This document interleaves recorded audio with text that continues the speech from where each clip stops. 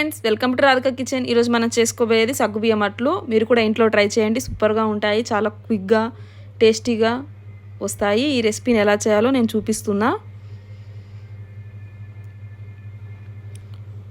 బౌల్లో ఒక గ్లాస్ సగ్గుబియ్యం, ఒక గ్లాస్ సగ్గుబియ్యానికి 2 గ్లాసెస్ బియ్యం వేసుకోవాలి. ఏ బియ్యం అయినా ఏం కాదు, నేను నార్మల్ బియ్యమే వేసుకుంటున్నాను.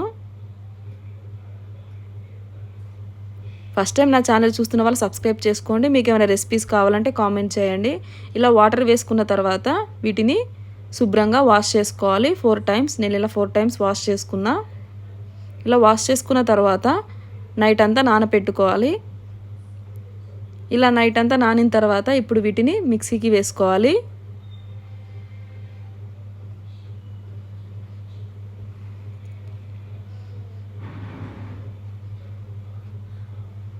లైట్గా వాటర్ యాడ్ చేయాలి.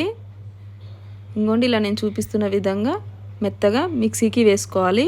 బౌల్లోకి ట్రాన్స్ఫర్ చేసుకోవాలి. లైట్గా సాల్ట్, ఎక్కువ వాటర్ యాడ్ చేసుకోకండి, కొంచెమే లైట్గా వాటర్ యాడ్ చేసుకోవాలి. మనం దోశ పిండి కలుపుతాం కదండి, ఆ విధంగా ఈ పిండి ఉండాలి. ఇలా మిక్స్ చేసుకున్న తర్వాత స్టవ్ వెలిగించి పెనం పెట్టుకొని పెనం వేడయ్యాక పిండిని వేసుకుంటూ చుట్టూ స్ప్రెడ్ చేసుకోవాలి.